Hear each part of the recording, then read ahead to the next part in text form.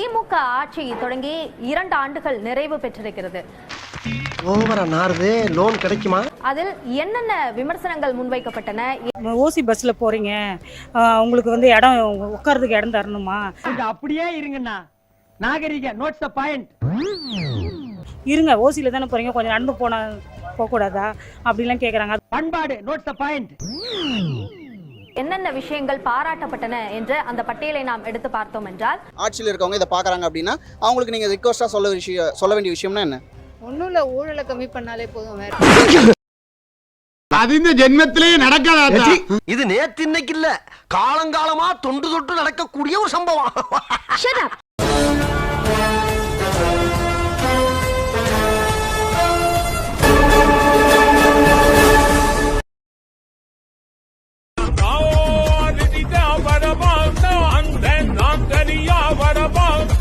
என்னையா ஓவரா பேசுறான தவிர பாம்ப வெளிய விட மாட்டேங்கிறானையா. யோ, காலையில இருந்து இதே தான் சொல்லிட்டு இருக்க. பாம்ப வெளியடியா பாப்போம். எடு பயந்துட கூடாது. எர்ரா எடுத்துவேன். எர்ரா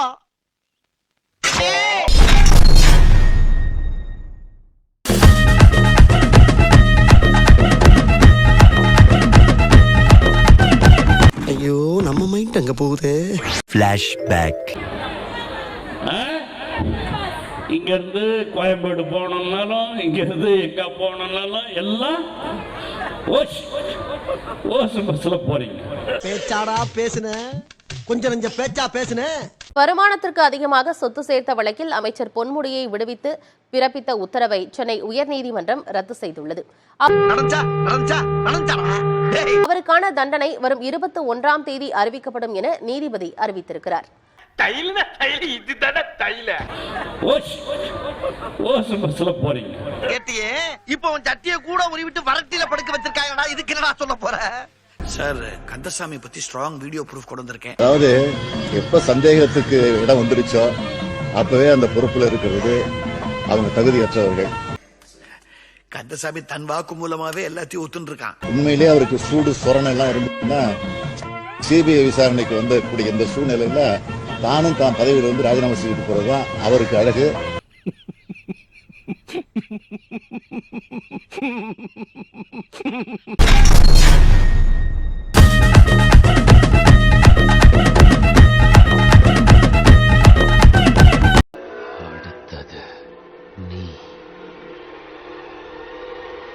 நடக்கும் நடக்கட்டுமே.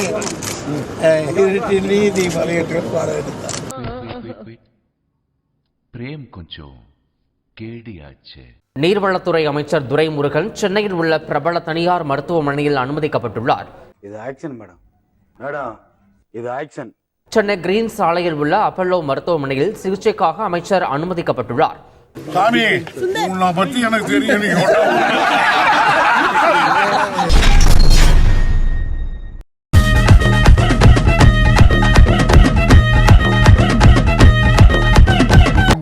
மாட்டீங்களா? हे प्रभु, हे प्रभु, हे हरि राम कृष्ण जगन्नाथ प्रेमानंद, ये क्या हुआ? ஐயா, எனக்கு நெஞ்சு வலியா. நெஞ்சு இந்த பக்கம் அந்த பக்கம். இந்த பக்கம் மாத்திட்டாங்களா? அட்டி போலி. இந்த ஆள் ஒரு மகா நடிகன் தான்.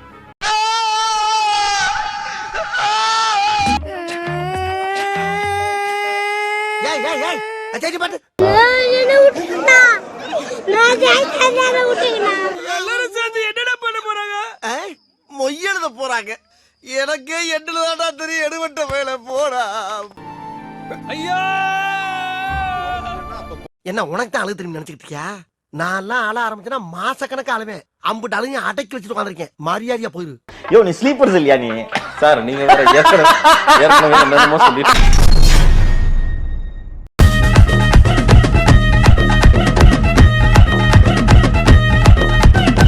ஆகா வச்சாடா ஆப்பு. நம்முடைய அரசு பொறுப்பேற்றதற்கு பிறகு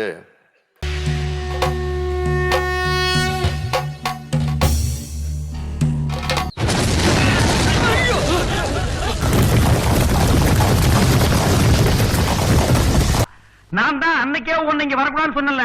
எதுக்கு வந்தேன்? உழவர்களுடைய உள்ளத்திலே மகிழ்ச்சியை நாம் பார்க்கிறோம். என்ன டாக்டர் சொன்னீங்க? போராடிய 7 விவசாயிகள் மீது குண்டர் சட்டம் பாய்ந்திருக்கிறது. குண்டர் சட்டத்தில் அவர்கள் கைது செய்யப்பட்டிருக்கிறார்கள். உழவர்களுடைய உள்ளத்திலே மகிழ்ச்சியை நாம் பார்க்கிறோம். இனிமே நீ வாக்கு சொல்ல வந்த உனக்கு நாக்கு இருக்காது. இந்த நாயை அடிச்சு துரத்துங்கடா. உழவர்கள் உரிய மரியாதையும் சிறப்பையும் வளத்தையும் பெற்றாக வேண்டும். நான் பாத்துக்கிறேன்.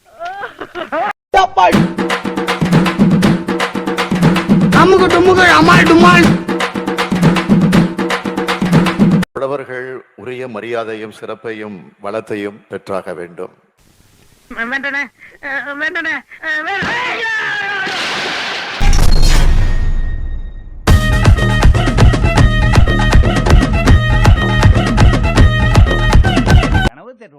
தியேட்டர்லாம் எப்படி போகுது?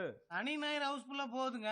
மத்த நாள்ல சொற்ப கூட்டம் தாங்க வருது. சொற்ப கூட்டம்னா வீட்டுல விசிடி போட்டு காட்ட வேண்டியதானே? எதுக்கு தியேட்டர் நடத்துறீங்க? என்னங்க? எனக்கு அந்த இடம் வேணும். அது எங்க குடும்ப சொத்துங்க. குடும்ப சொத்துனா நீ சத்தத்துக்கு அப்புறம் ஸ்கிரீன் கடையில கூதி கொண்டு போதைக்க போறாங்க. இல்லீங்க, அதை இடிச்சு போட்டு ஷாப்பிங் காம்ப்ளெக்ஸ் கட்டலாம்னு இருக்கிறேனுங்க. நானும் ஏய் ரேட்டு போட்டு எழுதி வாங்கிக்க. சேலம் செல்கையில் இங்கு செல்ஃபி எடுத்து மகிழ்ந்திருந்தார் முதலமைச்சர் ஸ்டாலின். யாருடா இந்த இடம்? கூடி கிடக்குதுல்ல, அப்ப நம்ம இடம் தானுங்க. கட்சி ஆபீஸ்க்கு கரெக்டான இடம்ங்கோ. வளைவில் கருணாநிதிக்கு சிலை வைக்க இடம் கேட்டு கொடுக்காததால் நெடுஞ்சாலைக்கு உரிய இடம் என்ற அறிவிப்பு வெளியாகி இருப்பதாக உரிமையாளர் விஜயவர்மா குற்றம் சாட்டினார். பிரச்சனைன்னு வந்தா என்ன கூப்பிடுங்க. பிரச்சனையா? யாராவது வருவாங்க சார், பணம் கொடுங்கன்னு உங்களை மிரட்டுவாங்க. அது எப்படி முடியும்? யார் வருவாங்க? வருவாங்கடா. நான் தான் வருவேன். பணம் வேணும், நான் தான் கேட்பேன். இப்போது இந்த அலங்கார வளைவு உள்ள இடம் நெடுஞ்சாலைத்துறைக்கு சொந்தமானது என்ற அறிவிப்பு மாடர்ன் தியேட்டர் குறித்து பேசச் செய்திருக்கிறது. தம்பி வணக்கம் தம்பி. நம்ம பைக்கு ஒரு 100 ரூபா கொடுத்து டோக்கன் வாங்கிக்க. இருப்பினும் பழமையான இந்த நுழைவு வாயில் வளைவை பாதுகாத்து பராமரிப்பது மட்டுமே அரசின் நோக்கம் எனவும், யார் நீ? நீ யாரு, என்ன, எதுக்கு வந்திருக்கேன்னு எனக்கு தெரியும். எதையோ நீ அமுக்க வந்திருக்கிற, அது கிடைக்க மாட்டேங்குதுன்னு அலையிற. ஆனா என்னைக்காச்சும் ஒரு நாளைக்கு நீ மாட்டுவ, அன்னைக்கு லபக்கு நம்பிக்கிறேன். அங்கு வேறு கட்டுமானங்களையோ சிலையை வைக்கவோ அரசுக்கு எந்த திட்டமும் இல்லை எனவும் கூறியிருக்கிறார். A few moments later.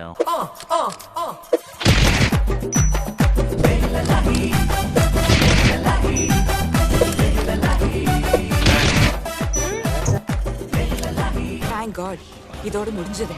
இல்ல முடியல. இந்த கதை தொடரும். பயமா இருக்கா? இதுக்கப்புறம் இன்னும் பயங்கரமா இருக்கும்.